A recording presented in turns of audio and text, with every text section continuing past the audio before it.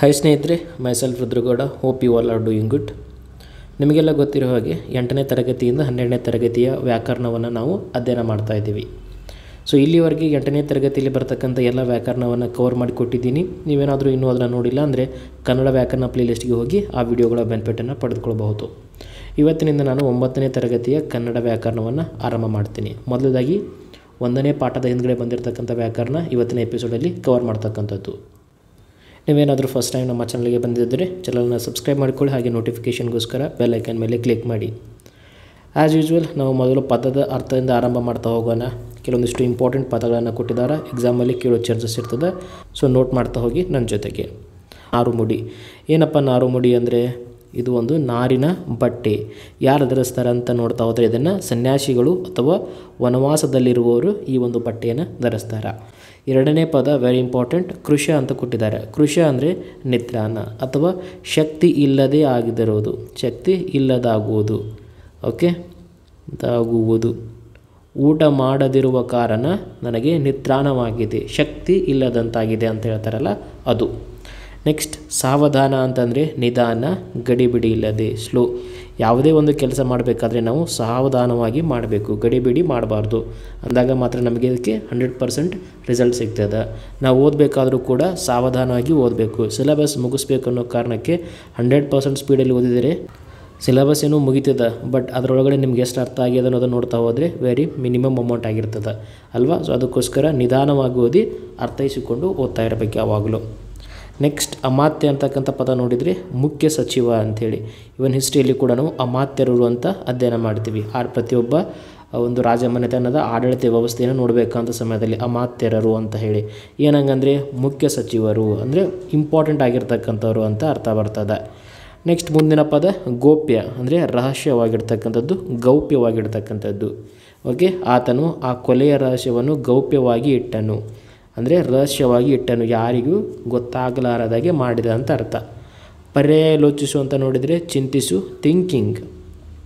Okay, thinking ಅಥವಾ ಸಮಾಲೋಚಿಸು, ಎರಡು ಪದಗಳನ್ನು ನೆನಪಿಟ್ಟುಕೊಳ್ಳಿ. ನೆಕ್ಸ್ಟ್ ಬರ್ತಕ್ಕಂಥ ಸಾಮಂತ ರಾಜರು. ಸಾಮಂತರು ರಾಜರು ಅಂದ್ರೇನು? ಮತ್ತೊಬ್ಬರ ಕೈಯಲ್ಲಿ ಕೆಲಸ ಮಾಡ್ತಕ್ಕಂಥವ್ರು, ಅವರಿಗೆ ಕಪ್ಪ ಕಾಣಿಕೆಯನ್ನು ಕೊಟ್ಟು ಅವರ ಅಂಡರ್ ವರ್ಕ್ ಮಾಡ್ತಕ್ಕಂಥವ್ರಿಗೆ ನಾವು ಸಾಮಂತರರು ಅಂತ ಹೇಳ್ತೀವಿ. ಇವನ್ ಇದನ್ನು ಕೂಡ ನಾವು ಇತಿಹಾಸದಲ್ಲಿ ನೋಡ್ತೀವಿ ಈ ಪದವನ್ನು, ಸಾಮಂತರರು ಅಂತ ಹೇಳಿಬಿಟ್ಟು. ಮುಂದಿನ ಪದ ಮೇಧಾವಿ. ಮೇಧಾವಿ ಅಂದರೆ ಬುದ್ಧಿವಂತ, ಇಂಟೆಲಿಜೆಂಟ್, ಜಾಣ, ಚುರುಕಾದ ವ್ಯಕ್ತಿ, ಚುರುಕಾದ ವ್ಯಕ್ತಿ, ರೈಟ್, ಮೇಧಾವಿ ಅಂತ ನೋಡಿದರೆ. ನೆಕ್ಸ್ಟ್ ಪದ ಶ್ರೇಯಸ್ಸು. ಶ್ರೇಯಸ್ಸು ಅಂದರೆ ಏನು? ಲಾಭ, ಜಯ, ಕೀರ್ತಿ.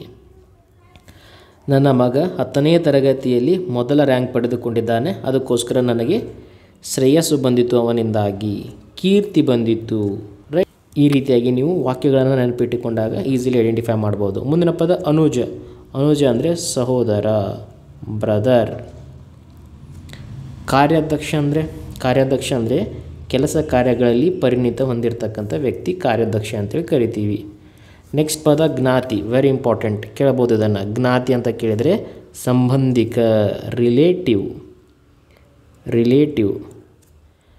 ಒಮ್ಮನಸ್ಸು ಅಂದರೆ ಒಂದೇ ಮನಸ್ಸು, ಎರಡನೇ ಯೋಚನೆ ಇಲ್ಲದೆ ಇರುವುದು, ಒಮ್ಮನಸ್ಸು. ಓಕೆ, ಈ ಮದುವೆಯ ಒಮ್ಮನಸ್ಸು ನಿಮಗಿದೆಯಾ, ಒಪ್ಪಿಗೆ ಇದೆಯಾ? ಓಕೆ, ಎಗ್ರಿ ಅಂತ ನೆನಪಿಟ್ಕೋಬೇಕು, ಒಮ್ಮನಸ್ಸು.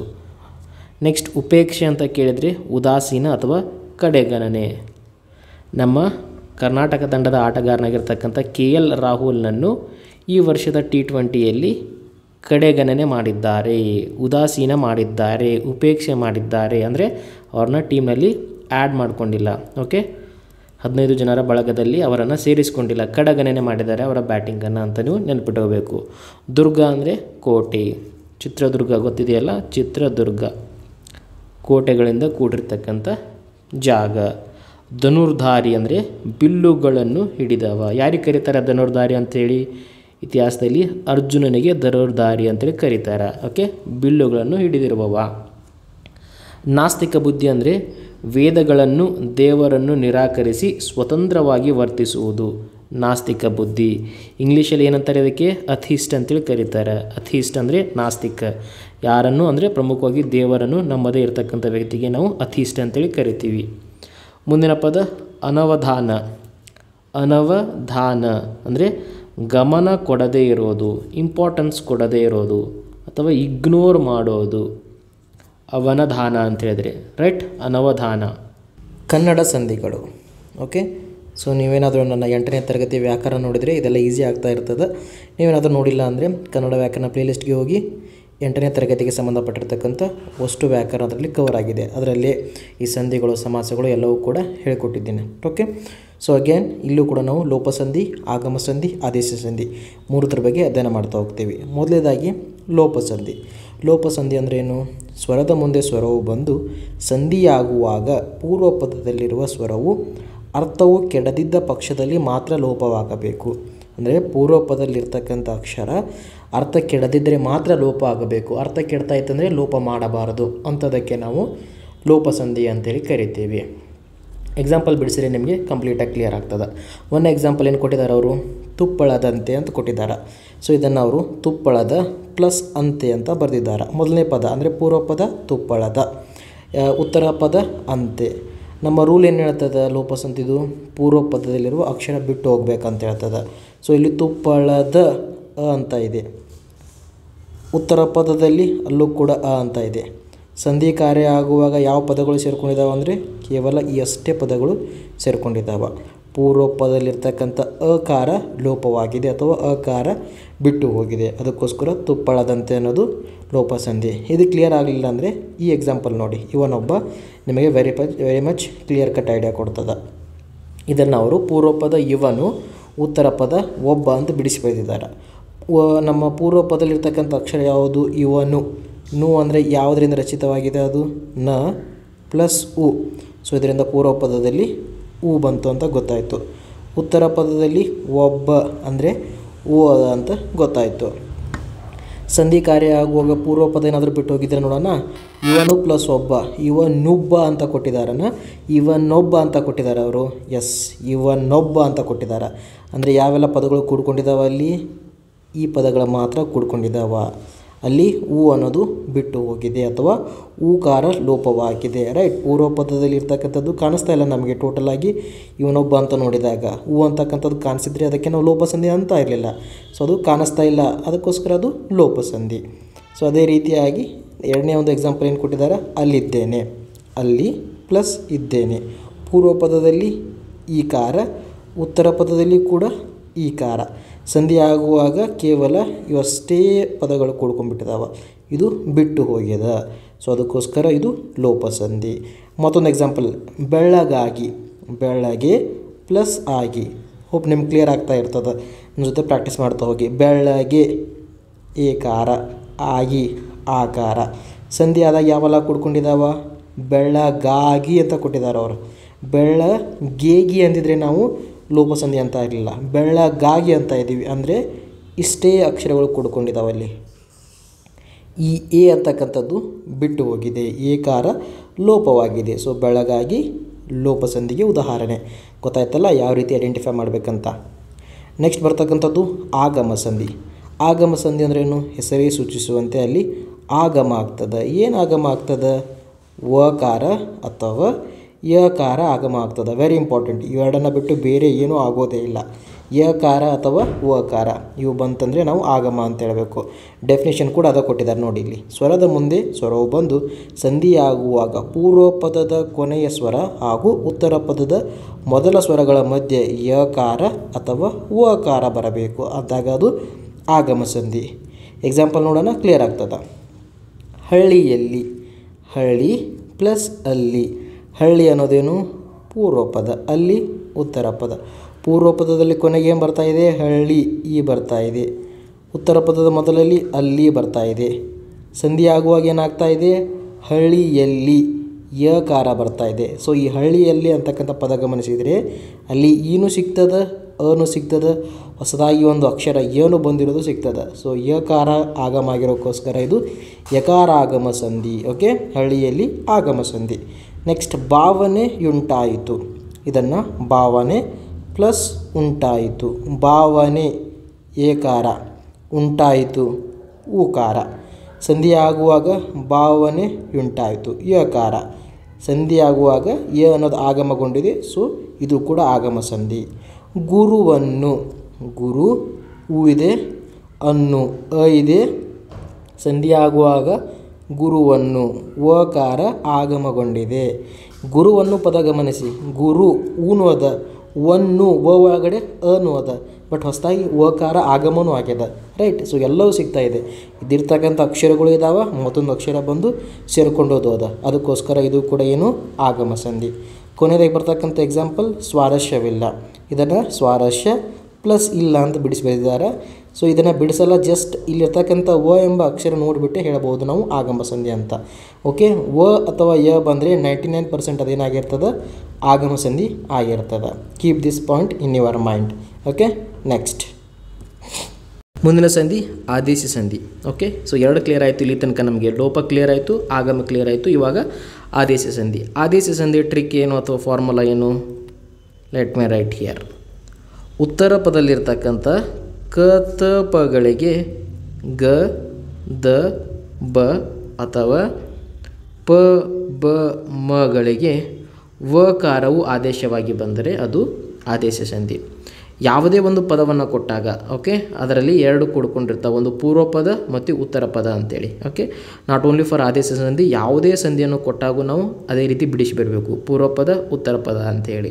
ಬಟ್ ಆದೇಶ ಸಂಧಿ ಅಂತ ಹೆಂಗೆ ಐಡೆಂಟಿಫೈ ಮಾಡಬೇಕಂದ್ರೆ, ಉತ್ತರ ಪದದಲ್ಲಿರ್ತಕ್ಕಂಥ ಕತಪಗಳಿಗೆ ಗದಬಗಳು ಆದೇಶವಾಗಿ ಬರ್ತಾವೆ ಅಥವಾ ಪ ಬ ಮಗಳಿಗೆ ವಕಾರವು ಆದೇಶವಾಗಿ ಬರ್ತದೆ ಅಂತ ಹೇಳ್ತಾರೆ. ಎಕ್ಸಾಂಪಲ್ ನೋಡೋಣ, ಕ್ಲಿಯರ್ ಆಗ್ತದೆ. ತುದಿಗಾಲಲ್ಲಿ, ಈ ತುದಿಗಾಲಲ್ಲಿ ಅಂತಕ್ಕಂಥದ್ದನ್ನು ಯಾವ ರೀತಿ ಬಿಡಿಸಿ ಬರಿಬೋದು ನಾವು? ತುದಿ ಪ್ಲಸ್ ಕಾಲಲ್ಲಿ. ತುದಿ ಅಂತಕ್ಕಂಥದ್ದು ಪೂರ್ವ ಪದ, ಕಾಲಲ್ಲಿ ಅಂತಕ್ಕಂಥದ್ದು ಉತ್ತರ ಪದ. ಮೊದಲ ಪದ ಏನು? ತುದಿ. ಉತ್ತರ ಪದ ಕಾಲಲ್ಲಿ. ಆದೇಶ ಸಂಧಿಯಲ್ಲಿ ನಮ್ಗೆ ಯಾವ್ದು ಮುಖ್ಯ ಆಗ್ತದೆ? ಉತ್ತರ ಪದದ ಬಗ್ಗೆ ಮಾತ್ರ ಕಾನ್ಸಂಟ್ರೇಟ್ ಮಾಡಬೇಕು ನಾವು. ಯಾಕೆ? ಉತ್ತರ ಪದದಲ್ಲಿ ಕ ತ ಪ ಅದಾವೆ ಅಂತ ಚೆಕ್ ಮಾಡಬೇಕು ನಾವು. ಉತ್ತರ ಪದದಲ್ಲಿ ಕ ತ ಪ ಕ ಇದೆ, ರೈಟ್. ಸೊ ಇದೇನಾಗಿ ಬದಲಾಗಬೇಕು? ಗ ಆಗಿ ಬದಲಾಗಬೇಕು ಸಂಧಿ ಆದಾಗ. ಸೊ ನೋಡೋಣ ನಾವಿಲ್ಲಿ ಗ ಆಗಿ ಏನಾದರೂ ಬದಲಾಗಿದೆಯಾ ಅಂತ ಹೇಳಿ. ಎಸ್, ಬದಲಾಗಿದೆ. ಕ ಹೋಗಿ ನಮಗಿಲ್ಲಿ ಗ ಸಿಗ್ತಾ ಇದೆ. ಇವನ್ ಅವರು ಕೂಡ ಹೈಲೈಟ್ ಮಾಡಿದ್ದಾರೆ, ಕ ಈಸ್ ರಿಪ್ಲೇಸ್ಡ್ ವಿತ್ ಗ. ಸೊ ತುದಿಗಾಲಲ್ಲಿ ಆದೇಶ ಸಂಧಿ. ಮುಂದಿನ ಪದ ಹುಲಿದೊಗಲು. ಹುಲಿದೊಗಲು, ಹುಲಿ ಪ್ಲಸ್ ತೊಗಲು. ಹುಲಿ ಅಂತಕ್ಕಂಥ ಪದಕ್ಕೂ ಅರ್ಥ ಇದೆ, ತೊಗಲು ಅಂತಕ್ಕಂಥ ಪದಕ್ಕೂ ಅರ್ಥ ಇದೆ. ಈ ಎರಡೂ ಸೇರ್ಕೊಂಡ್ಬಿಟ್ಟು ಹುಲಿದೊಗಲು ಆಗಿದೆ. ಉತ್ತರ ಪದದಲ್ಲಿ ಏನು ಬರ್ತಾ ಇದೆ ನಮಗೆ? ತ ಅಂತಕ್ಕಂಥ ಸಿಗ್ತಾ ಇದೆ. ತ ಇದ್ದರೆ ಅದೇನು ರಿಪ್ಲೇಸ್ ಆಗಬೇಕು? ದ ಆಗಿ ರಿಪ್ಲೇಸ್ ಆಗಬೇಕು. ನಮ್ಮ ಫಾರ್ಮುಲಾ ಅದೇ ಅಲ್ಲ, ಕ ತ ಪಗಳಿಗೆ ಗ ದ ಬ ಅಂತ. ಸೊ ಅದಕ್ಕೆ ಯಾವ ಅಕ್ಷರಕ್ಕೆ ಯಾವ ಅಕ್ಷರ ರಿಪ್ಲೇಸ್ ಆಗಬೇಕು ಅನ್ನೋದು ನಿಮಗೆ ನೆನಪಿರಬೇಕು. ತ ಅಂತ ಬಂದರೆ ದ ಆಗಿ ರಿಪ್ಲೇಸ್ ಆಗಬೇಕಂತ ಐತಿ. ಸೊ ತ ಅಂತಕ್ಕಂಥದ್ದು ಎದರಿಂದ ರಿಪ್ಲೇಸ್ ಆಗಿದೆ ನೋಡಬೇಕಿಲ್ಲಿ, ದ. ಹುಲಿದೊಗಲು. ಸೊ ಹುಲಿದೊಗಲು ಯಾವುದಕ್ಕೆ ಎಕ್ಸಾಂಪಲ್? ಆದೇಶ ಸಂಧಿಗೆ. ನೆಕ್ಸ್ಟ್ ಬರ್ತಕ್ಕಂಥದ್ದು ಕಂಬನಿ. ಇದನ್ನು ಕನ್ ಪ್ಲಸ್ ಪನಿ ಅಂತ ಬಿಡಿಸಿ ಬರೀತಾರೆ. ಪನಿ ಅಂದರೆ ಏನಾಯಿತು? ಉತ್ತರ ಪದದಲ್ಲಿನ ಮೊದಲ ಅಕ್ಷರ ಪ ಅಂತ ಆಯಿತು. ಪ ಅಂತಕ್ಕಂಥದ್ದು ಎದರಿಂದ ಬದಲಾಗಬೇಕಾ? ಕ ತ ಪಗಳಿಗೆ ಗ ದ ಬ. ಪ ಇರೋದು ಬ ಆಗಿ ಬದಲಾಗಬೇಕು. ಓಕೆ, ಅದು ನಮ್ಮ ಫಾರ್ಮುಲಾ. ಪ ಇದ್ದದ್ದೇನಾದರೂ ಬ ಆಗಿ ಬದಲಾಗಿದೆಯಾ? ಎಸ್. ಕನ್ ಪ್ಲಸ್ ಪನಿ ಇದ್ದಿರ್ತಕ್ಕಂಥದ್ದು ಕಂಬನಿ. ಪ ಕಾರಕ್ಕೆ ಬ ಕಾರ ಆದೇಶವಾಗಿ ಬಂದದ, ಇದು ಕೂಡ ಆದೇಶ ಸಂಧಿ. ನೆಕ್ಸ್ಟ್ ಕಡುವೆಳ್ಪು. ಕಡು ಪ್ಲಸ್ ಬೆಳ್ಪು. ಸೊ ಇಲ್ಲಿ ಬೆಳ್ಪು, ಬ ಕಾರ ಇದೆ. ನಮಗೇನು ಫಾರ್ಮುಲಾ ಇದೆ? ಪ ಬ ಮಗಳಿಗೆ ವ ಕಾರ ಅಂತ ಹೇಳಿದ್ದೀವಿ, ರೈಟ್. ಬ ಬಂದಿದೆ ಅಂದರೆ ಇಲ್ಲಿ ಏನಾಗಿ ಬದಲಾಗಬೇಕು? ಅದು ವ ಆಗಿ ಆಗಿದೆಯಾ? ಬ ಇರೋದು ವ ಆಗಿ. ಎಸ್, ಕಡುವೆಳ್ಪು. ಓಕೆ, ಬ ಈಸ್ ರಿಪ್ಲೇಸ್ಡ್ ವಿತ್ ವ. ಸೊ ಕಡುವೆಳ್ಪು ಆದೇಶ ಸಂಧಿ. ಕೊನೆಯದಾಗಿ ಮೆಲ್ವಾತು. ಮೆಲ್ ಪ್ಲಸ್ ಮಾತು. ಉತ್ತರ ಪದದಲ್ಲಿ ಮಾತು ಅಂತ ಸಿಗ್ತಾ ಇದೆ, ಅಂದರೆ ನಮ್ಗೆ ಸಿಗ್ತಕ್ಕಂಥದ್ದು ಮ. ಓಕೆ, ಮ ಇದ್ದರೆ ಏನಾಗಿ ಬದಲಾಗಬೇಕಂತದ್ದು? ನಮ್ಮ ಫಾರ್ಮುಲಾ ವ ಆಗಿ ಬದಲಾಗಬೇಕಂತದ್ದು. ಮೆಲ್ವಾತು, ವ ಸಿಗ್ತಾ ಇದೆ ನಿಮಗೆ ಇಲ್ಲಿ. ಓಕೆ, ಸೊ ಮ ಇರೋದು ವ ಆಗಿ ಬದಲಾಗಿದೆ, ರೈಟ್. ಮ ಈಸ್ ರಿಪ್ಲೇಸ್ಡ್ ಬೈ ವ. ಸೊ ಮೆಲ್ವಾತು ಅನ್ನೋದು ಆದೇಶ ಸಂಧಿಗೆ ಉದಾಹರಣೆ. ಸೊ ಯಾವ ರೀತಿ ಐಡೆಂಟಿಫೈ ಮಾಡಬೇಕಂತ ಗೊತ್ತಾಯ್ತಲ್ಲ. I will write shortcut. ಏನಂತ ಒಂದು ಸರ್ತಿ ನೋಡ್ಕೊಂಡು ಹೋಗಿ. ಲೋಪಸಂಧಿ ಅಂತ ಬಂದಾಗ ಪೂರ್ವ ಪದದಲ್ಲಿರ್ತಕ್ಕಂಥ ಪದ ನಮಗೆ ಬಿಟ್ಟು ಹೋಗಬೇಕು. ಆಗಮ ಸಂಧಿ ಅಂತ ನೋಡಿದಾಗ ಅಲ್ಲಿ ಯಕಾರ ಅಥವಾ ವಕಾರ ಹೊಸದಾಗಿ ಬಂದು ಸೇರಬೇಕು. ಆದೇಶ ಸಂಧಿ ಅಂದಾಗ ಏನಾಗಬೇಕು? ಕ ತ ಪಗಳಿಗೆ ಗ ದ ಬ ಆದೇಶವಾಗಿ ಬರಬೇಕು, ಅಥವಾ ಈ ಕ ತ ಪ ಏನಾದರೂ ಇರಲಿ ಇದ್ದ ಪಕ್ಷದಲ್ಲಿ ಪ ಬ ಮ ಇದಾವ ಅಂತ ನೋಡಬೇಕು.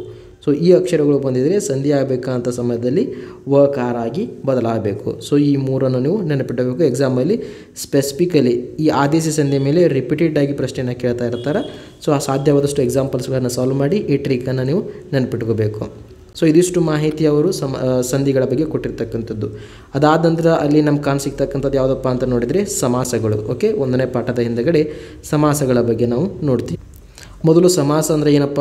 ಎರಡು ಅಥವಾ ಅನೇಕ ಪದಗಳು ಅರ್ಥಕ್ಕೆ ಅನುಸಾರವಾಗಿ ಸೇರಿ ಮಧ್ಯದಲ್ಲಿರುವ ವಿಭಕ್ತಿ ಪ್ರತ್ಯಯನ್ನು ಲೋಪ ಮಾಡಿಕೊಂಡು ಒಂದು ಪದವಾಗುವುದೇ ಸಮಾಸ. ಓಕೆ, ಇಲ್ಲಿ ಏನಾಗ್ತದೆ, ಎರಡು ವಿಭಿನ್ನ ಪದಗಳು ಕೂಡ್ಕೊಂಡು ಒಂದು ಒಳ್ಳೆಯ ರೀತಿಯಾಗಿರ್ತಕ್ಕಂಥ ಅರ್ಥವನ್ನು ಕೊಡ್ತಕ್ಕಂಥ ಪದವಾಗಿ ರಚಿತಗೊಳ್ತವೆ ಸಮಾಸದಲ್ಲಿ. ಅರಮನೆ ಅಂದರೆ ಅರಮನೆಯಲ್ಲಿ ಯಾರು ಇರ್ತಾರೆ? ಅರಸ ಇರ್ತಾನೆ. ಸೊ ಅರಸನ ಪ್ಲಸ್ ಮನೆ ಅರಮನೆ. ಅಥವಾ ಹೆಮ್ಮರ ತೆಗೆದುಕೊಳ್ಳಿ. ಹೆಮ್ಮರ ಅಂದರೆ ಯಾವುದು? ದೊಡ್ಡದಾಗಿರ್ತಕ್ಕಂಥ ಮರ.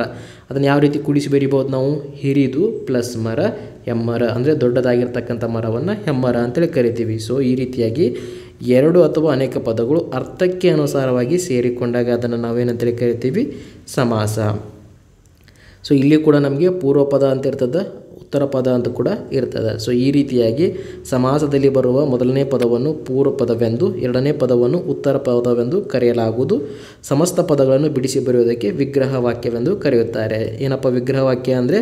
ಬಿಡಿಸಿ ಬರೆಯುವುದು. ಫಾರ್ ಎಕ್ಸಾಂಪಲ್ ನಾನು ಇವಾಗ ಅರಮನೆ ಅಂತಂದೆ ಅಲ್ಲ, ಈ ಅರಮನೆ ಅಂತಕ್ಕಂಥದ್ದನ್ನು ಅರಸನ ಪ್ಲಸ್ ಮನೆ ಈ ರೀತಿ ಬಿಡಿಸಿ ಬರೆಯೋದಕ್ಕೆ ನಾವು ವಿಗ್ರಹ ವಾಕ್ಯ ಅಂತೇಳಿ ಕರಿತೀವಿ. ಎಕ್ಸಾಮಲ್ಲಿ ಕೇಳಿದ್ದಾರೆ ವಿಗ್ರಹ ವಾಕ್ಯ ಅಂದರೆ ಏನಂತ. ಸೊ ನೆನಪಿಟ್ಟುಕೊಳ್ಳಿ, ವೆರಿ ಇಂಪಾರ್ಟೆಂಟ್. ಸೊ ಮೊದಲೇ ಸಮಾಸ ನೋಡೋಣ. ಸೊ ಇವನ್ ಈ ಸಮಾಸಗಳ ಬಗ್ಗೆ ಕೂಡ ನಾವು 8ನೇ ತರಗತಿಯ ಗ್ರಾಮರ್ ಅಧ್ಯಯನ ಮಾಡಬೇಕಾದ ಸಮಯದಲ್ಲಿ ನೋಡಿದ್ದೀವಿ. ಸೊ ನೀವೇನಾದರೂ ಆ ವಿಡಿಯೋನ ನೋಡಿಲ್ಲ ಅಂದರೆ ದಯವಿಟ್ಟು ಅದನ್ನು ಕೂಡ ನೋಡಿ. ಅಲ್ಲಿ ಹಲವಾರು ಎಕ್ಸಾಂಪಲ್ಸ್ಗಳನ್ನು ಸಾಲ್ವ್ ಮಾಡಿದ್ದೀವಿ. ಇಲ್ಲೂ ಕೂಡ ಸಾಲ್ವ್ ಮಾಡ್ತಾ ಹೋಗೋಣ. ಮೊದಲದಾಗಿ ಯಾವುದು? ತತ್ಪುರುಷ ಸಮಾಸ. ತತ್ಪುರುಷ ಸಮಾಸ ಅಂದರೆ ಏನು ನೆನಪಿಟ್ಕೋಬೇಕು ನೀವು? ಇಲ್ಲೊಂದು ಮಾರ್ಕ್ ಮಾಡ್ತೀನಿ ನೋಡಿ, ಟ್ರಿಕ್ ಅಂತ ಬರಿತೀನಿ. ಸೊ ಇಷ್ಟ ನೆನಪಿಟ್ಕೊಂಡ್ರೆ ನೀವು ಈಸಿಲಿ ಐಡೆಂಟಿಫೈ ಮಾಡಬೇಕು. ಇಲ್ಲಿ ಏನಿರ್ತದೆ? ಪೂರ್ವ ಪದ ಉತ್ತರ ಪದ ಇರ್ತದೆ, ಗೊತ್ತಿರ್ತಕ್ಕಂಥದ್ದು. ಸೊ ಈ ಪೂರ್ವ ಪದ ಉತ್ತರ ಪದಗಳು ತತ್ಪುರುಷ ಸಮಾಸದಲ್ಲಿ ಎರಡೂ ನಾಮಪದಗಳಾಗಿರ್ತಾವೆ. ಇದು ಮೊದಲನೇ ಪಾಯಿಂಟ್. ಎರಡನೇ ಪಾಯಿಂಟ್ ಏನು? ಪೂರ್ವ ಪದದಲ್ಲಿರ್ತಕ್ಕಂಥ ವಿಭಕ್ತಿ ಪ್ರತ್ಯಯವನ್ನು ಗಮನಿಸಬೇಕು. ಮೂರನೇದೇನು? ಆ ವಿಭಕ್ತಿ ಪ್ರತ್ಯಯ ಸಮಾಸ ಆದಂಥ ಸಮಯದಲ್ಲಿ ಬಿಟ್ಟು ಹೋಗಿ ಅದನ್ನು ಇಲ್ಲ ಅಂತ ಗಮನಿಸಬೇಕು. ಜೊತೆಗೆ 4ನೇ ಪಾಯಿಂಟ್, ಉತ್ತರ ಪದ ಇಲ್ಲಿ ಪ್ರಧಾನವಾಗಿ ಬರ್ತದೆ. ಸೊ ಇವುಗಳನ್ನು ನೆನಪಿಟ್ಕೋಬೇಕು ನೀವು. ಎರಡು ನಾಮಪದ ಇರಬೇಕು, ವಿಭಕ್ತಿ ಪ್ರತ್ಯಯ ಇದೆಯಾ ಇಲ್ಲ ಚೆಕ್ ಮಾಡಬೇಕು.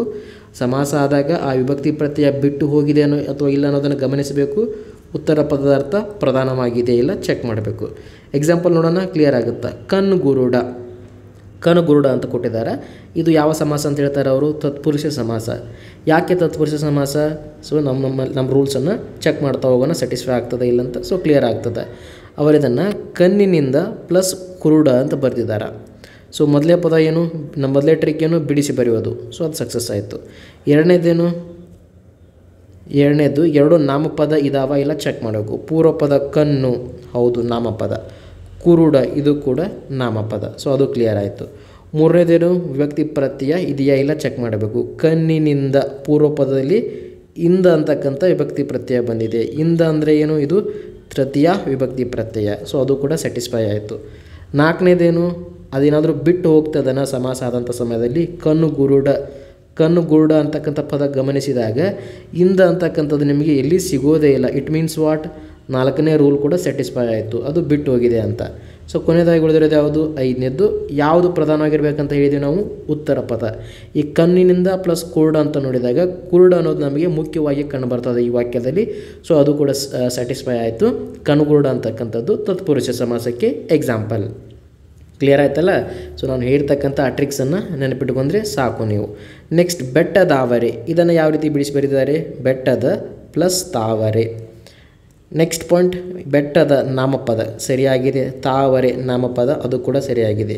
ಮೂರನೇ ಪಾಯಿಂಟ್, ಯಾವ ವಿಭಕ್ತಿ ಪ್ರತ್ಯಯ ಬಂದಿದೆ ಚೆಕ್ ಮಾಡಬೇಕು. ದ ಅಂದರೆ ಅಂತಕ್ಕಂಥ ವಿಭಕ್ತಿ ಪ್ರತ್ಯಯ ಬಂದಿದೆ. ಸೊ ಷಷ್ಠಿ ಅಂತ ಆಯಿತು. ನೆಕ್ಸ್ಟ್ ಸಮಾಸ ಆದಾಗ ಬಿಟ್ಟು ಹೋಗಿದನ ಬೆಟ್ಟದಾವರೆ. ಅಲ್ಲಿ ನಮಗೆ ದಾವರೆ, ದಾ ಅಂದರೆ ಆ ಮೀನ್ಸ್ ಅಂತಕ್ಕಂಥದ್ದಲ್ಲಿ ಸಿಗ್ತಾನೆ ಇಲ್ಲ. ಸೊ ಷಷ್ಠಿ ವಿಭಕ್ತಿ ಪ್ರತ್ಯಯ ಅಲ್ಲಿ ನಮಗೆ ಬಿಟ್ಟು ಹೋಗಿದೆ ಅನ್ನೋದು ಗೊತ್ತಾಗ್ತದೆ. ನೆಕ್ಸ್ಟ್ ತಾವರೆ ಅಂತಕ್ಕಂಥದ್ದು ಪ್ರಧಾನವಾಗಿ ಕಂಡುಬರ್ತದೆ. ಸೊ ಬೆಟ್ಟದಾವರೆ ಅನ್ನೋದು ಕೂಡ ತತ್ಪುರುಷ ಸಮಾಸ. ನೆಕ್ಸ್ಟ್ ತಲೆನೋವು. ತಲೆಯಲ್ಲಿ ಪ್ಲಸ್ ನೋವು. ತಲೆಯಲ್ಲಿ ಅಂದರೆ ತಲೆ ಅನ್ನೋದು ಕೂಡ ನಾಮಪದ. ನೋವು ಅನ್ನೋದು ಕೂಡ ನಾಮಪದ. ನೆಕ್ಸ್ಟ್ ಯಾವ ವಿಭಕ್ತಿ ಪ್ರತ್ಯಯ ಅದ? ತಲೆಯಲ್ಲಿ, ಅಲ್ಲಿ ಅಂತಕ್ಕಂಥ ವಿಭಕ್ತಿ ಪ್ರತ್ಯಯ ಬಂದದ. ನೆಕ್ಸ್ಟ್ ಸಮಾಸ ಆದಾಗ ತಲೆಯಲ್ಲಿ ಅಲ್ಲಿ ಅಂತಕ್ಕಂಥದ್ದು ಏನಾದರೂ ತಲೆನೋವು ಎಂಬ ಪದದಲ್ಲಿ ಕಾಣ್ತಾ ಇದೆಯಾ? ನಮಗೆ ನೋವು ಕಾಣ್ತಾ ಇಲ್ಲ, ಸೊ ಅದು ಬಿಟ್ಟು ಹೋಗ್ಯದ. ನೆಕ್ಸ್ಟ್ ನೋವು ಅನ್ನೋದು ಪ್ರಧಾನವಾಗಿ ಬರ್ತಾ ಇದೆ, ಸೊ ತಲೆನೋವು ಅಂತಕ್ಕಂಥದ್ದು ಕೂಡ ತತ್ಪುರುಷ. ಯಾವುದೇ ಎಕ್ಸಾಂಪಲನ್ನು ತೆಗೆದುಕೊಂಡ್ರೂ ಕೂಡ ನೀವು ಇದನ್ನೇ ಐಡೆಂಟಿಫೈ ಮಾಡಬೇಕು, ನಾಮಪದ ಐತೋ ಇಲ್ಲೋ. ನೆಕ್ಸ್ಟ್ ನಮ್ಮ ಪೂರ್ವ ಪದದಲ್ಲಿರ್ತಕ್ಕಂಥ ಒಂದು ಪದದ ಕೊನೆಯ ಅಕ್ಷರದ ವಿಭಕ್ತಿ ಪ್ರತ್ಯಯ ಯಾವುದು, ಅದು ಬಿಟ್ಟು ಹೋಗಿದನೋ ಇಲ್ವೋ ಸಮಾಸ ಆದಂಥ ಸಮಯದಲ್ಲಿ, ಅಷ್ಟು ಗೊತ್ತಿದ್ರೆ ನಿಮಗೆ ಮೋರ್ ದೆನ್ ಸಫಿಷಿಯೆಂಟ್. ಯಾವುದೇ ಪದವನ್ನು ಕೊಟ್ಟರೂ ಕೂಡ ತತ್ಪುರುಷ ಹೌದೋ ಅಲ್ಲ ಅಂತ ನೀವು ಐಡೆಂಟಿಫೈ ಮಾಡ್ಬೋದು. ನೆಕ್ಸ್ಟ್ ಎರಡನೇದು ಅವ್ರು ಕೊಟ್ಟಿರ್ತಕ್ಕಂಥದ್ದು ಇಲ್ಲಿ ಕರ್ಮಧಾರೆಯ ಸಮಾಸ. ಕರ್ಮಧಾರೆಯ ಸಮಾಸ ಅಂದರೆ ಏನು? ನಾನು ಮೊದಲೇ ಹೇಳೋ ಹಾಗೆ 8ನೇ ತರಗತಿ ವ್ಯಾಕರಣ ಹೇಳಬೇಕಾದಂಥ ಸಮಯದಲ್ಲಿ ಇಲ್ಲಿ ಹೊಗಳಿಕೆ ಅಂತಕ್ಕಂಥದ್ದನ್ನು ನೀವು ನೆನಪಿಟ್ಕೋಬೇಕು. ಅಂದರೆ ಡಿಸ್ಕ್ರೈಬ್ ಅಂತಕ್ಕಂಥದ್ದನ್ನು ನೀವು ನೆನಪಿಟ್ಕೋಬೇಕು. ಏನಾಗ್ತಾ ಇರ್ತದೆ ಇಲ್ಲಿ? ನಮಗೆ ಪೂರ್ವ ಪದ ಉತ್ತರ ಪದವನ್ನು ಹೊಗಳ್ತಾ ಇರ್ತದೆ, ಓಕೆ, ವರ್ಣನೆ ಮಾಡ್ತಾ ಇರ್ತದೆ, ಅದರ ಬಗ್ಗೆ ಜಾಸ್ತಿ ಮಾಹಿತಿಯನ್ನು ಕೊಡ್ತಾ ಇರ್ತದೆ. ಅಂದರೆ ಆ ಥರನಾಗಿರ್ತಕ್ಕಂಥದ್ದಿದ್ರೆ ಮಾತ್ರ ಅದನ್ನು ನಾವು ಕರ್ಮಧಾರೆ ಅಂತೇಳಿ ಕರಿತೀವಿ. ಸೊ ಡೆಫಿನೇಷನನ್ನು ಒಂದು ಸರ್ತಿ ಓದೋಣ, ನೆಕ್ಸ್ಟ್ ಎಕ್ಸಾಂಪಲನ್ನು ಸಾಲ್ವ್ ಮಾಡಿದಾಗ ಕ್ಲಿಯರ್ ಆಗ್ತದೆ. ಡೆಫಿನೇಷನ್ ಏನು? ಪೂರ್ವೋತ್ತರ ಪದಗಳು ಲಿಂಗ ವಚನ ವಿಭಕ್ತಿಗಳಿಂದ ಸಮಾನವಾಗಿದ್ದು ವಿಶೇಷಣ ವಿಶೇಷ ಸಂಬಂಧದಿಂದ ಕೂಡಿ ಆಗುವ ಸಮಾಸವೇ ಕರ್ಮಧಾರೆಯ ಸಮಾಸ. ಓಕೆ, ಸೊ ಇದನ್ನೇ ನೀವು ಅರ್ಥ ಮಾಡ್ಕೊಳ್ಬೇಕಾಗಿಲ್ಲ, ನಾನು ಹೇಳೋದನ್ನು ನೆನಪಿಟ್ಟುಕೊಳ್ಳಿ. ಏನಂತ? ಪೂರ್ವ ಪದವು ಉತ್ತರ ಪದವನ್ನು ಡಿಸ್ಕ್ರೈಬ್ ಮಾಡ್ತಿದೆಯಾ ಇಲ್ವಾ ಅಷ್ಟು ನೆನಪಿಟ್ಟುಕೊಂಡ್ರೆ ಸಾಕು ನಿಮಗೆ. ಸರಿ, ಹೆಂಗೆ ನೋಡಿ, ಹೆಜ್ಜೇನು ಇದು ಒಂದು ಕಂಪ್ಲೀಟ್ ಆಗಿರ್ತಕ್ಕಂಥ ಪದ ಕೊಟ್ಟಿದ್ದಾರೆ. ಈ ಹೆಜ್ಜೇನು ಅನ್ನೋದನ್ನು ಯಾವ ರೀತಿ ಬಿಡಿಸಿ ಬರೆದಿದ್ದಾರೆ ಅವರ? ಹಿರಿದು ಪ್ಲಸ್ ಜೇನು. ಸೊ ಹಿರಿದು ಅಂತಕ್ಕಂಥದ್ದೇನು ನಮಗೆ ಪೂರ್ವ ಪದ, ಜೇನು ಅಂತಕ್ಕಂಥದ್ದು ಉತ್ತರ ಪದ. ಸೊ ನಾನೇನು ಹೇಳಿದ್ದೀನಿ? ಪೂರ್ವ ಪದವು ಉತ್ತರ ಪದವನ್ನು ಹೊಗಳುತ್ತದೆ, ವರ್ಣಿಸುತ್ತದೆ ಅಂತೇಳೀನಿ. ಸೊ ಜೇನು ಯಾವ ಥರನಾಗಿದೆ? ಹಿರಿದಾಗಿದೆ, ಅಂದರೆ ಜೇನು ದೊಡ್ಡದಾಗಿದೆ. ಜೇನಿನ ಬಗ್ಗೆ ಹೇಳ್ತಾ ಇದೆ, ಇದು ಏನಂತ? ದೊಡ್ಡದಾಗಿದೆ ಅಂತ ವರ್ಣನೆ ಮಾಡ್ತಾ ಇದೆ. ಅ ಕೈಂಡ್ ಆಫ್ ಅಡ್ಜೆಕ್ಟಿವ್ ಅಂತ ಕೂಡ ಅನ್ಕೋಬೋದು ನೀವು ಇಂಗ್ಲೀಷಲ್ಲಿ, ಅಡ್ಜೆಕ್ಟಿವ್ಸ್. ಓಕೆ, ಹೊಗಳಿಕೆ ಆಗ್ತಾ ಇದೆ, ಜೇನು ದೊಡ್ಡದಾಗಿದೆ ಎಂದು. ಅದಕ್ಕೋಸ್ಕರ ಹಿರಿದು ಪ್ಲಸ್ ಜೇನು ಹೆಜ್ಜೇನು. ಹೆಜ್ಜೇನು ಅಂತಕ್ಕಂಥದ್ದು ಕರ್ಮಧಾರೆಯ ಸಮಾಸ. ಗೊತ್ತಾಗಲಿಲ್ಲ ಸರ್? ನೆಕ್ಸ್ಟ್ ಎಕ್ಸಾಂಪಲ್ ನೋಡೋಣ. ಹೊಸಗನ್ನಡ. ಸೊ ಇದನ್ನು ಹೊಸದು ಪ್ಲಸ್ ಕನ್ನಡ ಅಂತ ಬಿಡಿಸಿ ಬರೆದಿದ್ದಾರೆ. ಹೊಸದು ಅಂತಕ್ಕಂಥದ್ದು ಯಾವ ಪದ? ಪೂರ್ವ ಪದ. ಕನ್ನಡ ಅಂತಕ್ಕಂಥದ್ದು ಉತ್ತರ ಪದ. ನಮ್ಮ ಫಾರ್ಮುಲಾ ಏನು? ಪೂರ್ವ ಪದವು ಉತ್ತರ ಪದವನ್ನು ಹೊಗಳುತ್ತಿದೆಯಾ ಇಲ್ಲವ ಎಂಬುದನ್ನು ಪರೀಕ್ಷೆ ಮಾಡಬೇಕು. ಕನ್ನಡ ಯಾವ ಥರನಾಗಿದೆ? ಕನ್ನಡ ಹೊಸದಾಗಿದೆ. ಹೊಸದು ಅನ್ನೋದೇನಾಯಿತು? ಹೊಗಳೋದಲ್ವಾ ಇದು? ಹೊಸದು ವರ್ಣಿಸೋದಲ್ವಾ ಇದು? ಸೊ ಇಲ್ಲಿ ಕೂಡ ಏನಾಗ್ತಾ ಇದೆ? ಪೂರ್ವ ಪದ ಉತ್ತರ ಪದವನ್ನು ಹೊಗಳ್ತಾ ಇದೆ. ಹೊಸಗನ್ನಡ ಅನ್ನೋದು ಕೂಡ ಕರ್ಮಧಾರಯಕ್ಕೆ ಉದಾಹರಣೆ. ನೆಕ್ಸ್ಟ್ ಪದ ದಿವ್ಯ ಪ್ರಕಾಶ. ದಿವ್ಯವಾದ ಪ್ಲಸ್ ಪ್ರಕಾಶ ಅಂತ ಬಿಡಿಸಿ ಬರೆದಿದ್ದಾರೆ. ದಿವ್ಯವಾದ ಅಂತಕ್ಕಂಥ ಪೂರ್ವ ಪದ, ಪ್ರಕಾಶ ಅಂತಕ್ಕಂಥ ಉತ್ತರ ಪದವನ್ನು ವರ್ಣನೆ ಮಾಡ್ತಾ ಇದೆ. ಸೊ ದಿವ್ಯ ಪ್ರಕಾಶ ಅನ್ನೋದು ಕೂಡ ಕರ್ಮಧಾರೆಯ ಸಮಾಸ. ಓಕೆ, ಏನು ನೆನಪಿಟ್ಕೋಬೇಕು? ಉತ್ತರ ಪದವನ್ನು ಪೂರ್ವ ಪದ ವರ್ಣನೆ ಮಾಡ್ತಿರೋದನ್ನು ನೆನಪಿಟ್ಕೋಬೇಕು. That is more then sufficient. Next ಬರ್ತಕ್ಕಂಥದ್ದು ದ್ವಿಗು ಸಮಾಸ. ದ್ವಿಗು ಸಮಾಸದಲ್ಲಿ ಏನಿರ್ತಾ ಇದೆ ನಮ್ಗೆ ಗೊತ್ತಿರೋ ಹಾಗೆ, ಇಲ್ಲಿ ಯಾವಾಗಲೂ ಅಂಕಿ ಸಂಖ್ಯೆಗಳ ಬಗ್ಗೆ ಮಾತುಕತೆ ಆಗ್ತಾ ಇರ್ತದೆ. ಜೊತೆಗೆ ಈ ಅಂಕಿ ಸಂಖ್ಯೆಗಳು ಎಲ್ಲಿ ಕಂಡುಬರ್ತಾವೆ? ನಮಗೆ ಯಾವಾಗಲೂ ಪೂರ್ವ ಪದದಲ್ಲಿಯೇ ಕಂಡುಬರ್ತಾವ. ಸೊ ಆ ಥರನಾಗಿತ್ತಂದರೆ ಅದಕ್ಕೆ ನಾವು ದ್ವಿಗು ಸಮಾಸ ಅಂತೇಳಿ ಕರಿಬೇಕು. ಎಕ್ಸಾಂಪಲ್ ನೋಡೋಣ. ಅದಕ್ಕಿಂತ ಮುಂಚೆ ಡೆಫಿನೇಷನ್ ನೋಡಿ. ಪೂರ್ವ ಪದವು ಸಂಖ್ಯಾವಾಚಕವಾಗಿದ್ದು ಉತ್ತರ ಪದದಲ್ಲಿರುವ ನಾಮಪದದೊಡನೆ ಸೇರಿ ಆಗುವ ಸಮಾಸವೇ ದ್ವಿಗು ಸಮಾಸ. ಏನು ಹೇಳ್ತಾ ಇದ್ದಾರೆ? ಪೂರ್ವ ಪದ ಸಂಖ್ಯಾವಾಚಕ ಆಗಿರ್ತದೆ, ಉತ್ತರ ಪದ ಯಾವಾಗಲೂ ನಾಮಪದ ಆಗಿರ್ತದೆ. ಅವೆರಡು ಸೇರ್ಕೊಂಡ್ಬಿಟ್ಟು ನಮಗೆ ಸಮಾಸ ಆಗ್ತದೆ ದ್ವಿಗು ಸಮಾಸದಲ್ಲಿ. ಮೊದಲ ಎಕ್ಸಾಂಪಲ್ ಇಮ್ಮಡಿ ಅಂತ ಕೊಟ್ಟಿದ್ದಾರೆ. ಇದನ್ನು ಯಾವ ರೀತಿ ಬಿಡಿಸಿ ಬರಿಬೋದು? ಎರಡು ಪ್ಲಸ್ ಮಡಿ. ಎರಡು ಅಂತಕ್ಕಂಥದ್ದೇನು? ಸಂಖ್ಯೆ. ಸೊ ನಾನು ಹೇಳಿರೋ ಹಾಗೆ ಮೊದಲೇ ಪದದಲ್ಲಿ ಅಥವಾ ನಮ್ಮ ಪೂರ್ವ ಪದದಲ್ಲಿ ಸಂಖ್ಯೆ ಇದೆ. ಸೊ ಕಣ್ಣು ಮುಚ್ಕೊಂಡು ನೀವು ಇದನ್ನು ದ್ವಿಗು ಸಮಾಸ ಅಂತ ಹಾಕಬೇಕು. ಇಲ್ಲ ನಾವು ಉತ್ತರ ಪದವನ್ನು ಕೂಡ ಚೆಕ್ ಮಾಡ್ತೀವಿ, ನಾಮಪದ ಇಲ್ಲ ಆಯ್ತಾ ಅಂತ. ಓಕೆ, ಮಾಡ್ಕೊಳ್ಳಿ. ಮಡಿ ಅನ್ನೋದು ಕೂಡ ನಾಮಪದ. ಸೊ ಈ ಮಡಿ ದ್ವಿಗು ಸಮಾಸ. ಮುಂದಿನ ಪದ ಮೂಗಾವುದು. ಯಾವ ರೀತಿ ಬಿಡಿಸಿ ಬರೆದಿದ್ದಾರೆ? ಮೂರು ಪ್ಲಸ್ ಗಾವುದು. ಪೂರ್ವ ಪದದಲ್ಲಿ ಸಂಖ್ಯೆ ಇದೆಯಾ? ಎಸ್ ಇದೆ. 3 ಈಸ್ ಎನ್ ನಂಬರ್. ಸೊ ಇದು ಕೂಡ ದ್ವಿಗು ಸಮಾಸ. ಮುಂದಿನದು ಪಂಚೇಂದ್ರಿಯಗಳು. ಸೊ ಇದನ್ನು ಯಾವ ರೀತಿ ಬಿಡಿಸಿ ಬರೆದಿದ್ದಾರೆ? ಪಂಚ ಪ್ಲಸ್ ಇಂದ್ರಿಯಗಳು. ಪಂಚ ಅಂದರೆ ಎಷ್ಟು? 5. 5 ಅನ್ನೋದೇನು ಸಂಖ್ಯೆ. ಸೊ ಇದು ಕೂಡ ಸಂಖ್ಯೆಯನ್ನು ಹೊಂದಿದೆ ಅಥವಾ ಸಂಖ್ಯಾವಾಚಕವನ್ನು ಹೊಂದಿದೆ. ಅದಕ್ಕೋಸ್ಕರ ಪೂರ್ವ ಪದದಲ್ಲಿ ಸಂಖ್ಯೆ ಬಂದ ಕಾರಣಕ್ಕೋಸ್ಕರ ಇದನ್ನು ಕೂಡ ನಾವು ದ್ವಿಗು ಸಮಾಸ ಅಂತೇಳಿ ಕರಿತೀವಿ. ರೈಟ್, ಈ 3 ಸಮಾಸಗಳ ಬಗ್ಗೆ ಮಾತ್ರ ಇಲ್ಲಿ ಕೊಟ್ಟಿದ್ದಾರೆ. ಸೊ ಯಾವುದಂತ ಗೊತ್ತಾಯ್ತಲ್ಲ, ತತ್ಪುರುಷ, ಕರ್ಮಧಾರೆಯ, ದ್ವಿಗು. ತತ್ಪುರುಷದಲ್ಲಿ ಏನಾಗ್ತದೆ, ಪೂರ್ವ ಮತ್ತು ಉತ್ತರ ಪದಗಳೆರಡು ನಾಮಪದಗಳಾಗಿರ್ತವೆ. ನೆಕ್ಸ್ಟ್ ಕರ್ಮಧಾರಯದಲ್ಲಿ ಏನಾಗ್ತದೆ, ಉತ್ತರ ಪದವನ್ನು ಪೂರ್ವ ಪದ ವರ್ಣಿಸ್ತಾ ಇರ್ತದೆ. ದ್ವಿಗು ಸಮಾಸದಲ್ಲಿ ಏನಾಗ್ತದೆ, ಪೂರ್ವ ಪದದಲ್ಲಿ ಯಾವಾಗೂ ಅಂಕಿ ಸಂಖ್ಯೆಗಳೇ ಇರ್ತಾವೆ. ಸೊ ಇಷ್ಟನ್ನು ನೆನಪಿಟ್ಕೊಂಡ್ರೆ ನಿಮಗೆ ಈ 3 ಸಮಾಸಗಳು ಕ್ಲಿಯರ್ ಆದಂಗೆ ಯಾವುದೇ ಎಕ್ಸಾಂಪಲನ್ನು ಕೊಟ್ಟರು ಕೂಡ ನೀವು ಐಡೆಂಟಿಫೈ ಮಾಡಬಹುದು.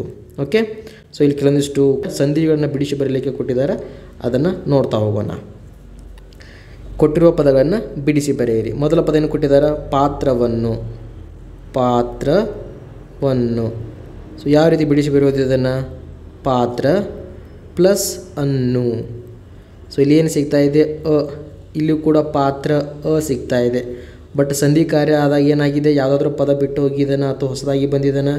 ಎಸ್, ಅಲ್ಲೊಂದು ಹೊಸದಾಗಿ ಬಂದಿದೆ, ಅಂತಕ್ಕಂಥ ಅಕ್ಷರ. ಸೊ ಅಂತ ಬಂದರೆ ಅದೇನಾಯಿತು, ವಕಾರ ಆಗಮ ಸಂಧಿ. ಸೊ ಪಾತ್ರವನ್ನು ಅನ್ನೋದು ಆಗಮ ಸಂಧಿಗೆ ಉದಾಹರಣೆ. ಅದೇ ರೀತಿಯಾಗಿ ಸುದ್ದಿಯನ್ನು ಬಿಡಿಸೋದೇ ಬೇಡ, ಅಂತಕ್ಕಂಥದ್ದು ಕಾಣ್ತಾ ಇದೆ, ಇದು ಕೂಡ ಆಗಮ ಸಂಧಿ. ಚಳಿಗಾಲ, ಏನಾಗ್ತಾ ಇದೆ, ಚಳಿಗಾಲ. ಬಿಡಿಸಿ ಬರೋಣ ಇದನ್ನು, ಚಳಿಗಾಲ. ಸೊ ಚಳಿ ಪ್ಲಸ್ ಕಾಲ.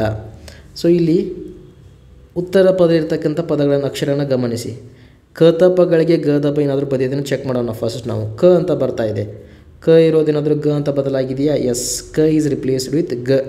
ಅಂದರೆ ಕತಪಗಳಿಗೆ ಗದಪ ಬಂದರೆ ಆದೇಶ ಸಂಧಿ ಅಂತ ನಮ್ಗೆ ಗೊತ್ತಿತ್ತು, ರೈಟ್. ಸೊ ಚಳಿಗಾಲ ಅನ್ನೋದೇನು ಆದೇಶ ಸಂಧಿ. ಪಡೆದಿದ್ದೇನೆ. ಪಡೆದಿದ್ದೇನೆ ಯಾವ ರೀತಿ ಬಿಡಿಸಿ ಬರ್ಬೋದು ನಾವು,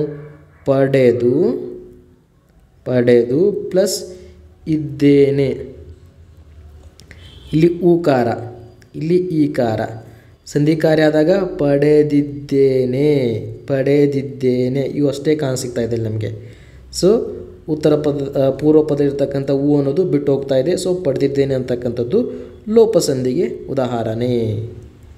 ಓಕೆ, ನೆಕ್ಸ್ಟ್ ಕೊನೆ ಉಳಿದಿರ್ತಕ್ಕಂಥ ಪದ ಯಾವುದು, ಬೆಮರ್ವನಿ ಅಂತ ಹೇಳಿ. ಸೊ ಇದನ್ನು ಯಾವ ರೀತಿ ಬಿಡಿಸಿ ಬರಿಬೋದು, let me no in the comments. Okay, ನೋಡೋಣ ಎಷ್ಟು ಮಂದಿಗೆ ಐಡೆಂಟಿಫೈ ಮಾಡಲಿಕ್ಕೆ ಸಾಧ್ಯ ಆಗ್ತದೆ ಇದನ್ನು ಅಂಥೇಳಿ. ಕೊಟ್ಟಿರುವ ಪದಗಳನ್ನು ವಿಗ್ರಹಿಸಿ ಸಮಾಸವನ್ನು ಹೆಸರಿಸಿ ಅಂತ ಕೊಟ್ಟಿದ್ದಾರೆ. ಸೊ ಒಂದೇದೇನು, ಮರಗಾಲು. ಮರಗಾಲ ಅಂದರೆ ಏನು, ಮರಗಾಲ ಎದರಿಂದ ರಚಿತವಾಗಿರುತ್ತೆ, ಮರದಿಂದ ರಚಿತವಾಗಿರುತ್ತೆ. ಮರದ ಪ್ಲಸ್ ಕಾಲು, ಮರಗಾಲು. ಸೊ ಇಲ್ಲಿ ಏನಾಗ್ತಾ ಇದೆ, ಮರದ ನಾಮಪದ, ಕಾಲು ನಾಮಪದ. ಇಲ್ಲಿ ಪೂರ್ವ ಪದದಲ್ಲಿ ಯಾವ ವಿಭಕ್ತಿ ಪ್ರತ್ಯಯ ಇದೆ, ದ ಅಂದರೆ ಅಂತಕ್ಕಂಥ ವಿಭಕ್ತಿ ಪ್ರತ್ಯಯ ಬಂದಿದೆ. ಸಮಾಸ ಆದಾಗ ಏನಾಗ್ತಾ ಇದೆ, ಮರದ ಕಾಲು ಆಕಾರ ಬರ್ತಾ ಇದೆ, ಅಂದರೆ ಅಂತಕ್ಕಂಥದ್ದು ಬಿಟ್ಟು ಹೋಗ್ತಾ ಇದೆ. ದಟ್ ಇಸ್ ನಥಿಂಗ್ ಬಟ್ ವಿಭಕ್ತಿ ಪ್ರತ್ಯಯ ಲೋಪ ಆಗ್ತದೆ. ಈ ಥರನಾಗಿರ್ತಕ್ಕಂಥದ್ದು ಎಲ್ಲ ಇತ್ತಂದರೆ ಏನಂತೇಳಿ ಕರಿತೀವಿ, ಅದಕ್ಕೆ ನಾವು ತತ್ಪುರುಷ ಸಮಾಸ. ಸೊ ಮರಗಾಲು ಅಂತಕ್ಕಂಥದ್ದು ಯಾವ ಸಮಾಸಕ್ಕೆ ಉದಾಹರಣೆ, ತತ್ಪುರುಷ ಸಮಾಸ. ನೆಕ್ಸ್ಟ್ ಎರಡನೇ ಎಕ್ಸಾಂಪಲ್, ಹೆಮ್ಮರ. ಹೆಮ್ಮರ ಯಾವ ರೀತಿ ಬಿಡಿಸಿ ಬರಿಬೋದು, ಹಿರಿದು ಪ್ಲಸ್ ಮರ ಅಲ್ವಾ. ಮೊದಲನೇ ಪದ ಏನು, ಹಿರಿದು. ಎರಡನೇ ಪದ ಮರ. ಹಿರಿದು ಅಂದಾಕ್ಷಣ ಗೊತ್ತಾಯಿತು ನಮಗಿಲ್ಲೇನು, something a kind of describe, ಅಂದರೆ ವರ್ಣನೆ ನಡೀತಾ ಇದೆ. ಯಾವುದರ ವರ್ಣನೆ ನಡೀತಾ ಇದೆ, ಮರದ ವರ್ಣನೆ ನಡೀತಾ ಇದೆ. ಯಾವ ರೀತಿ ಇದೆ ಅಂತ, ಮರ ಹಿರಿದಾಗಿದೆ, ದೊಡ್ಡದಾಗಿದೆ. ಸೊ ಈ ರೀತಿಯಾಗಿರ್ತಕ್ಕಂಥ ವರ್ಣನೆಗಳು ಬಂದರೆ ಅದನ್ನು ಯಾವ ಸಮಾಸ ಅಂತೇಳಿ ಕರಿತೀವಿ ನಾವು, ಕರ್ಮಧಾರೆಯ ಸಮಾಸ. ಸೊ ಹೆಮ್ಮರ ಅನ್ನೋದು ಕರ್ಮಧಾರೆಯ. ಮುಂದಿನ ಪದ ಬೆಳಗೊಡೆ. ಓಕೆ, ಬೆಳಗೊಡೆ. ಸೊ ಇದು ಬಿಳಿದು ಪ್ಲಸ್ ಕೊಡೆ, ಬೆಳಗೊಡೆ. ಸೊ ಇದು ಕೂಡ ಕರ್ಮಧಾರೆಯ. ನಂತರ ಬರ್ತಕ್ಕಂಥದ್ದು ಒಗ್ಗಟ್ಟು, ಸಪ್ತಸ್ವರಗಳು. ಇವುಗಳನ್ನು ನೋಡಿದ ತಕ್ಷಣ ಗೊತ್ತಾಗ್ತದೆ. ಒಗ್ಗಟ್ಟು ಅಂದರೆ ಒಂದು ಪ್ಲಸ್ ಕಟ್ಟು, ಒಂದು ಪ್ಲಸ್ ಕಟ್ಟು. ಒಂದು ಅಂದರೆ ಏನು, ಸಂಖ್ಯೆ. ಪೂರ್ವ ಪದದಲ್ಲಿ ಸಂಖ್ಯೆ ಬಂದರೆ ಅದು ಯಾವ ಒಂದು ಸಮಾಸ, ದ್ವಿಗು ಸಮಾಸ. ನೆಕ್ಸ್ಟ್ ಸಪ್ತಸ್ವರಗಳು. ಸಪ್ತಸ್ವರಗಳು, ಸಪ್ತ ಅಂತ ಬರ್ತಾ ಇದೆ. ಸಪ್ತ ಅಂದರೆ ಏನು, ಅದು ಒಂದು ನಂಬರ್ ಅಂದರೆ ಸಂಖ್ಯೆ. ಸಂಖ್ಯೆ ಬಂದರೆ ಅದು ಯಾವುದು, ಅದು ಕೂಡ ದ್ವಿಗು. ಸೊ ಸಪ್ತಸ್ವರಗಳು ಕೂಡ ದ್ವಿಗು ಸಮಾಸಕ್ಕೆ ಉದಾಹರಣೆ. ಸೊ ಈ ರೀತಿಯಾಗಿ ನೀವು ಸಂಧಿಗಳನ್ನು ಮತ್ತು ಸಮಾಸಗಳನ್ನು ಐಡೆಂಟಿಫೈ ಮಾಡಬೇಕು. ಮುಂದಿನ ಒಂದು ಪಾಠದಲ್ಲಿ ಇದರ ಕಂಟಿನ್ಯೂವೇಷನ್ ಇರ್ತದೆ. ಇವಾಗ ನಮಗೆ ಆಗಮ, ಲೋಪ ಮತ್ತು ಆದೇಶ ಆಯಿತು. ಮುಂದೆ ಬರ್ತಕ್ಕಂಥ ಗುಣಸಂಧಿ, ಸವರ್ಣ ದೀರ್ಘ ಸಂಧಿಗಳ ಬಗ್ಗೆ ಮುಂದಿನ ಪಾಠದಲ್ಲಿ ಅಧ್ಯಯನ ಮಾಡೋಣ. ಇವನ್ ಸಮಾಸಗಳ ಬಗ್ಗೆ ಕೂಡ ಕೊಟ್ಟಿದ್ದಾರೆ. ಮೊದಲ 3 ಸಮಾಸಗಳು ಕಂಪ್ಲೀಟ್ ಆಯಿತು. ಮುಂದೆ ಬರ್ತಕ್ಕಂಥ ಸಮಾಸಗಳನ್ನು ಇನ್ನಷ್ಟು ಡೀಪ್ ಆಗಿ ನೋಡ್ತಾ ಹೋಗೋಣ. ನಿಮಗೆ ವಿಡಿಯೋ ಇಷ್ಟ ಆಯಿತು ಅಂತ ಅನ್ಕೊತೀನಿ. ಇಷ್ಟ ಆಗಿತ್ತಂದರೆ ನಮ್ಮ ಚಾನಲ್ನ ಸಬ್ಸ್ಕ್ರೈಬ್ ಮಾಡ್ಕೊಳ್ಳಿ, ಕಮೆಂಟ್ ಮಾಡಿ, ಲೈಕ್ ಮಾಡಿ, ಹಾಗೆ ನಿಮ್ಮ ಸ್ನೇಹಿತರೊಂದಿಗೆ ಶೇರ್ ಮಾಡಿ. Thank you so much for watching.